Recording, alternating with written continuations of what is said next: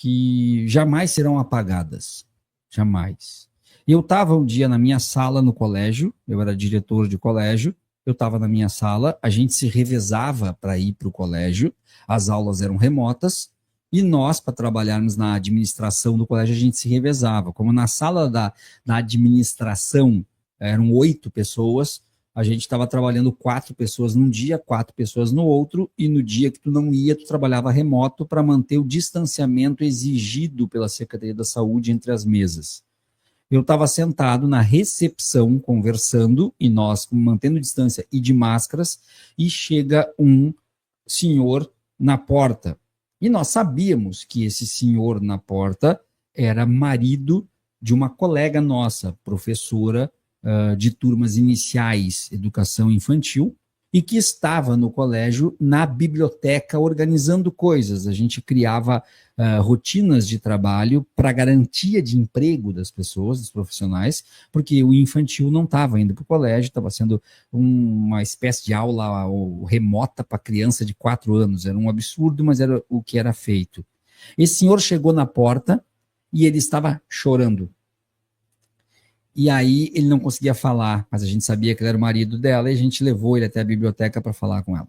E a gente foi junto. Ele estava indo no colégio para comunicar a essa professora que a irmã dela, de 25 anos, tinha morrido de Covid. Tá? Exatamente isso. E aí, teve a série de comunicados, isso aí, pelos grupos de WhatsApp, todo mundo, a irmã da prof tal morreu, a irmã da prof tal morreu, etc, etc. Sabe o que um pai de aluno bolsonarista colocou no grupo de WhatsApp da turma desta professora? Mas também a irmã dela era obesa mórbida. Foi isso que o pai de aluno botou. Eu sei o que eu passei naquele comunicado da morte da irmã dela. Nós sabemos o que ela passou com aquilo e passa até hoje. Para um pai de aluna da turma dela dizer isso. Mas ela era obesa mórbida. Vocês não podem dizer que tem que dar vacina para todo mundo e distanciamento. Para os obesos mórbidos, tudo bem. Ela morreu porque ela era obesa mórbida. Foi isso que este cara... Então, essa canalice também está no nosso grito denuncia Gonê. Também está, porque não é só pelo golpe. É pelo golpe, é pelos cartões de vacinação, é pelas joias, é pelo escritório do crime, é pela BIM paralela e é pelos milhares de mortos na pandemia. Não pode ter... Nós não podemos ter todas as condenações possíveis a Bolsonaro com 150 anos de cadeia. Se não for condenado pelos mortos na pandemia, será insuficiente. Não basta condená-lo pelo golpe, não basta condená-lo pelas joias, pelos cartões e pelo raio que o parta. Se não condenar pela pandemia, é insuficiente. Este cidadão tem que ser condenado pelos mortos da pandemia. Famílias foram destroçadas. Destroçadas. Pessoas que não morreram ficaram sequeladas. Sequeladas. Com dificuldade de locomoção para o resto da vida. Não pode. Tem que ser punido e tem que ser condenado pelo deboche, pela forma nojenta com que tratou com tudo isso, com a incompetência junto de displicência e junto de falta de importância dada a todo mundo que estava morrendo. Porque não era um governo que errava na hora de mandar oxigênio com um ministro especialista em logística que errava um itinerário. Não é só isso, é a falta de importância que era dada na hora de mandar o oxigênio, porque não queriam fazer isso.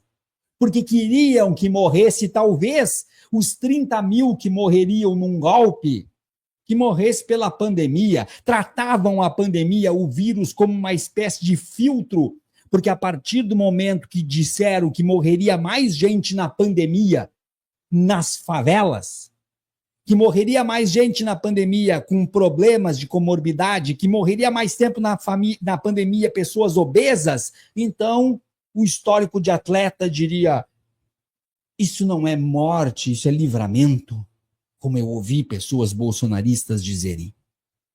Tem que ser condenado, e não só o Bolsonaro, como todos os que executaram seu plano de extermínio. Todos esses devem ser punidos. Como é que eu vou dizer que está de bom tamanho uma condenação pelo golpe, uma condenação por cartões, uma condenação por joias? Como é que eu vou dizer para uma pessoa que perdeu familiares que está de bom tamanho toda a condenação se pela pandemia não foi condenado? Eu tenho aqui neste celular os áudios de uma professora, grande amiga minha, colega minha, professora Clementina, professora do 5º ano, da 5ª série, olha só que ironia. Eu tenho aqui os áudios desta professora dizendo para mim, e é evidente que eu não vou botar para não expor a família, dizendo para mim que tudo ia dar certo e que ela ia sair do hospital em breve, para que a gente pudesse fazer uma comemoração no colégio. Eu fui visitar essa professora com toda a equipe de professores do colégio. Eu, como diretor, levei os professores lá na casa dela para visitar ela. Eu tenho aqui os áudios. Ela morreu uma semana depois. Aí as pessoas disseram: ah, mas a professora não morreu de Covid. A professora morreu por causa do câncer dela. Sim. Sabe por que atrasou o tratamento do câncer dela? Sabe por que atrasou a liberação de remédios para o câncer dela? Sabe por que o hospital desmarcou exames preciosos para o tratamento do câncer dela? Sabe por que aumentou a fila para que ela tivesse prioridade no próprio plano de saúde dela? Porque os hospitais estavam lotados de pacientes com Covid. E eu perdi uma colega e uma amiga que brincava comigo todos os dias pelos corredores do colégio. E aí, os absurdos, os imbecis bolsonaristas disseram: ah, mas a professora também já tinha 60 anos, né? E eu engoli aquilo a seco, porque se eu fizesse o que eu tinha vontade de fazer, talvez eu fosse preso. Talvez eu fosse preso. Então, não, eu quero justiça para todas essas famílias. Eu quero justiça para todos os que perderam entes, que tiveram suas famílias destroçadas. Eu tive 2 alunos no colégio, que eu não era professores deles, mas eu era diretor do colégio e eles eram alunos do colégio. 2 alunos que perderam o pai com menos de 40 anos.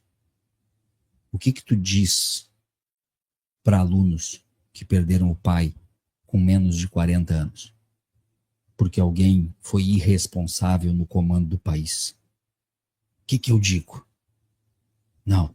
Não pode ficar barato. Sabemos que a CPI da Covid acabou em metade calabresa e metade mussarela.